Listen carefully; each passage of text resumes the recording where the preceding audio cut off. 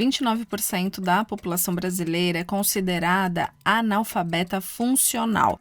Ou seja, quase 1/3 dos brasileiros tem dificuldade para compreender textos e realizar operações matemáticas básicas. E não se engane, esse problema não atinge apenas quem tem baixa escolaridade. Entre os brasileiros que cursaram ou até concluíram o ensino superior, 12% ainda são considerados analfabetos funcionais. Os diferentes níveis de letramento da população vêm sendo avaliados há mais de 2 décadas pelo Indicador de Alfabetismo Funcional, que aplica testes práticos baseados em situações do cotidiano para medir a capacidade de leitura, escrita e cálculo.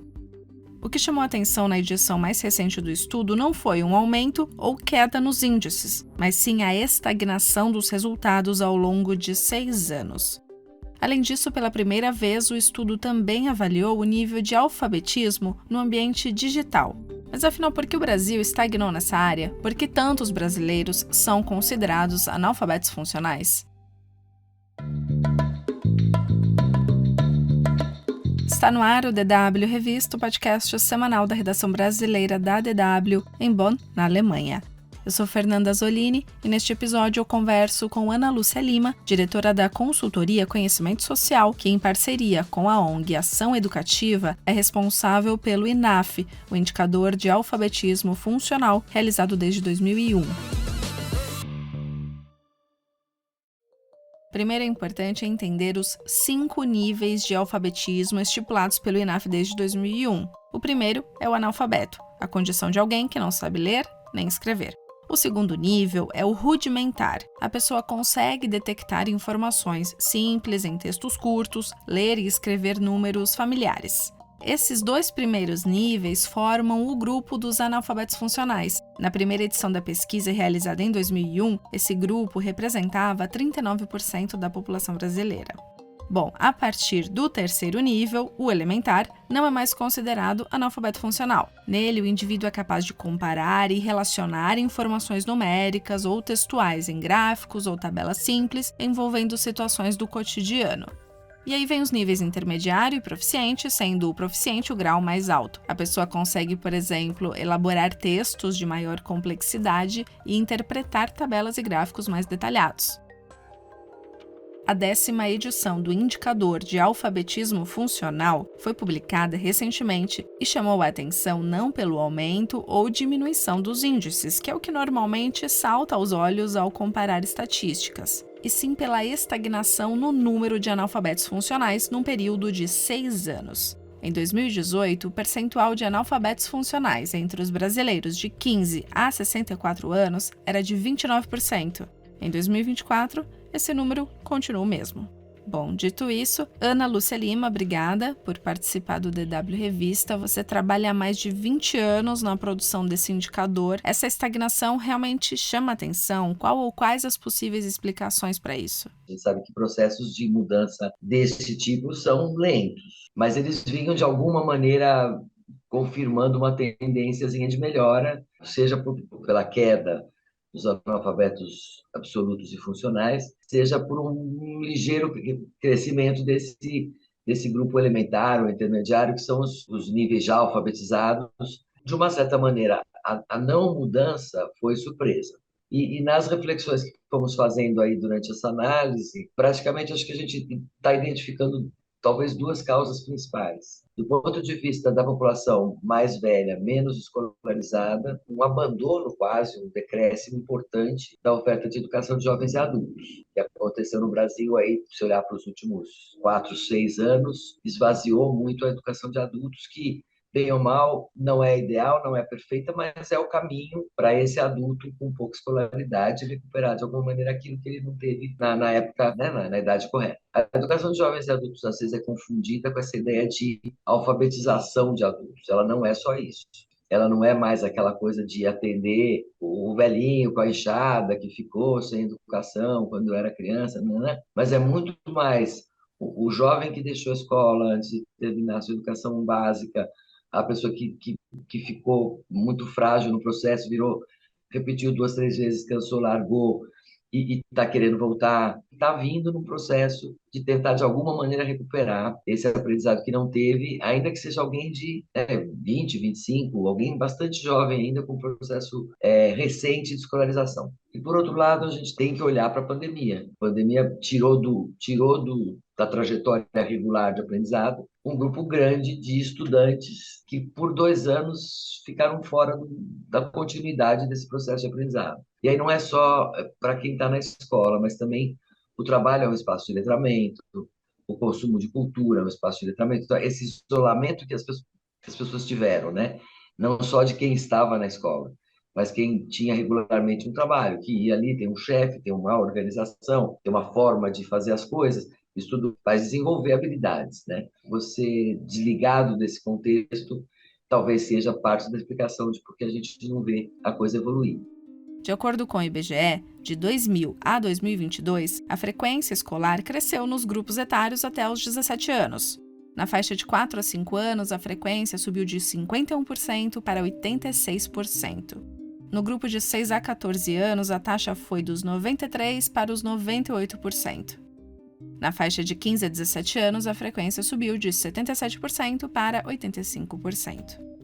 Décadas atrás, a preocupação era ter todas as crianças na escola, mas todo mundo sabe que só a presença em si não é sinônimo de um alfabetismo de fato. Até por isso que, como o indicador mostra, ainda há esse alto índice de analfabetos funcionais ou de nível elementar no país. Quando você olha para essa população que mais recentemente entrou na escola, né? Que geralmente é a primeira geração de uma família que terminou, nem digo ensino médio, às vezes terminou até o próprio fundamental, os 9 anos da escolaridade básica, e o médio, e muitas vezes é a primeira geração que chega na faculdade. O papel da escola no letramento desses indivíduos é maior do que no filho da classe média alta, certo? Porque ele meio que já vem letrado do embalo ali daquilo que acontece em casa. Primeiro, essa ideia de que a alfabetização não é um processo binário, né? Não existe essa coisa alfabetizado e não.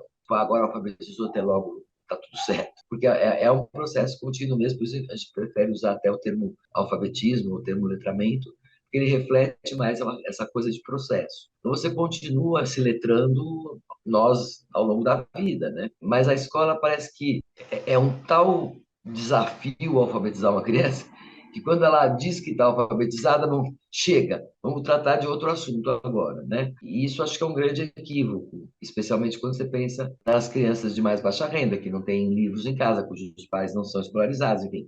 É na escola que ela vai adquirir essa maior competência, né? E em linguagens que são específicas, em história você vai ler um texto mais longo, em geografia você vai ler um mapa, você vai ler uma tabela, em ciência você vai começar a pensar em diagrama. Cada espaço, ou cada conteúdo desses, né, cada matéria, tem também um papel de letrar e que não tem sido intencional, não, a intencionalidade de letramento não tem estado presente. Você não vê isso na definição da Base Nacional Curricular, você não vê essa coisa expressa como uma intenção de continuar letrando ao longo da trajetória escolar. A mesma coisa você pode dizer do trabalho como espaço de letramento mesmo.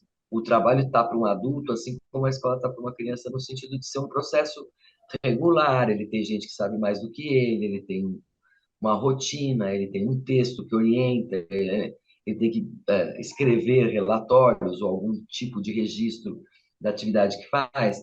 Então, isso sendo feito sistematicamente, vai fazendo com que a pessoa desenvolva essa habilidade. E a gente não vê no mundo corporativo brasileiro uma espécie de intencionalidade de fortalecer essas habilidades. De uma certa forma, o Brasil não se escandaliza.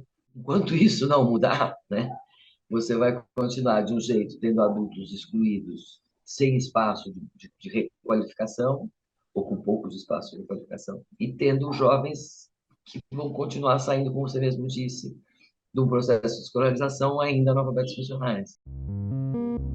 Esta edição do INAF entrevistou 2.554 pessoas de 15 a 64 anos entre dezembro de 2024 e fevereiro de 2025, em todas as regiões do país. Ana, eu gostaria que você falasse um pouco sobre o teste em si, como ele é feito exatamente. A gente dessa vez aplicou dois testes, né? Um que é igualzinho ao que sempre foi, presencial, vai um aplicador no domicílio, né, de amostra sorteada, e conversa com a pessoa e propõe para ela a solução de várias situaçõezinhas que vão desde, sei lá, ter um cartaz, a vacinação começa dia tal, se você tem mais de X anos, vá tomar vacina. Ele tem que saber qual é o dia da vacinação e qual é a idade que ele precisa ter para poder tomar vacina. Até textos, às vezes, até poéticos, ou pequenas fábulas, notícia de jornal, mapa, tabela, enfim, vai complicando, né? À medida que ele vai deixando de acertar, a gente consegue criar essas 5 categorias. Desde 2015, a gente está preocupado com essa coisa do digital, porque se o que a gente está medindo é o quanto a pessoa usa as habilidades dela de leitura e escrita e matemática para viver, para as condições da vida, essa vida está ficando crescentemente digital. Então, tem muitas coisas que você pode fazer ou deve fazer, ou obrigatoriamente só pode continuar conseguir fazer online. Já no teste de 2015 e 2018, a gente tinha no papel situações que imitavam uma conversa de WhatsApp. Ah, fulano disse isso, outro respondeu aquilo, tal. E a pergunta era em cima daquilo, mas no papel. O próximo teria sido 21. 21 estava a pandemia, esquece, não, né, não tinha espaço. E a gente sai da pandemia com um mundo muito mais digital do que entrou, mais online, muito mais remoto. Então a gente aplicou como se fosse 2 testes diferentes, um velhinho igualzinho no papel e o outro num celular. É um celular simuladamente online, ele não está de verdade online, porque a gente tem que poder fazer essa entrevista no interior, na Amazônia, no meio do mato. Então pode ser que eu tenha acesso, que eu não tenha acesso. Então ele simula uma situação online. A gente conduziu o cara através de 3 atividades, né? Uma era uma compra online, a outra era um negócio de Netflix, tem que escolher o filme, falar para o amigo qual filme você escolheu para assistir, blá blá. E a terceira era um negócio de preencher um cadastro para se registrar num festival. As pessoas tinham que executar 14 tarefas.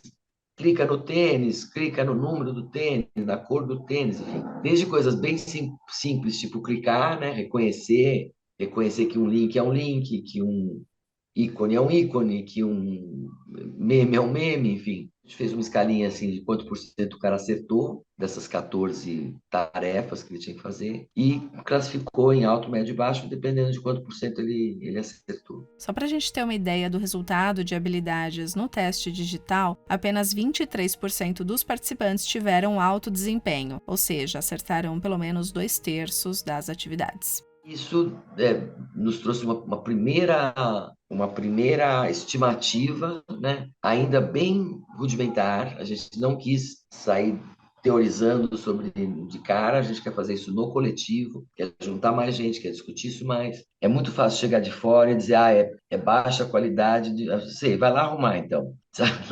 Não é simples. A gente costuma olhar muito para a escola como sendo falha do ponto de vista da sala de aula, mas o processo da escola é uma coisa muito mais complicada do que uma sala de aula, né? Você tem que ter um conjunto de políticas que se somam mesmo, né? Um currículo adequado, um material didático adequado, seja ele impresso, seja ele virtual, enfim. Uma formação de professores compatível com este currículo, com esse material, com essa contemporaneidade, vamos dizer assim, e um sistema de avaliação que olhe para as evoluções novas, porque se eu continuar olhando para as velhas, eu não vou conseguir induzir que novas metodologias, novos currículos, e tudo num país gigantesco como o Brasil, com as diversidades enormes que tem. É muito difícil de implantar, né? Entre o desenho de uma boa política e isso chegar na sala de aula do interior do Mato Grosso, é um enorme percurso. E o problema nosso acaba sendo muitas vezes continuidade, porque aí muda governo, muda política, alguém inventa outra coisa. É o que sempre se fala do Brasil, uma falta de projeto de país mesmo, né?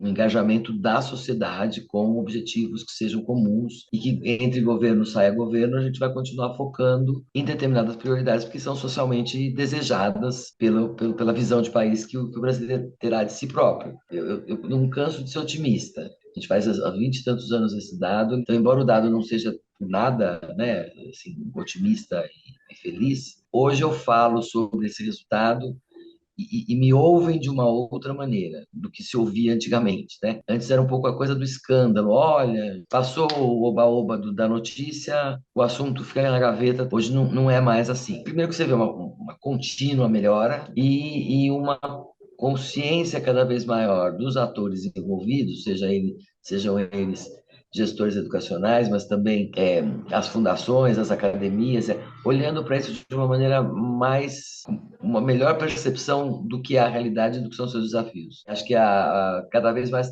se tem clareza sobre quais são os desafios e quais são os caminhos para enfrentar.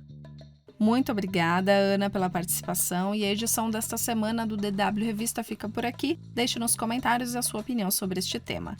Lembrando que o podcast pode ser acessado por meio de plataformas como Spotify, onde basta procurar pela playlist DW Revista. Além disso, tem na Deezer, iTunes, Google Home e Alexa. A produção, apresentação e edição técnica são minhas, Fernanda Zolini, edição final e coordenação de Luísa Frei. Obrigada por acompanhar a gente e até semana que vem.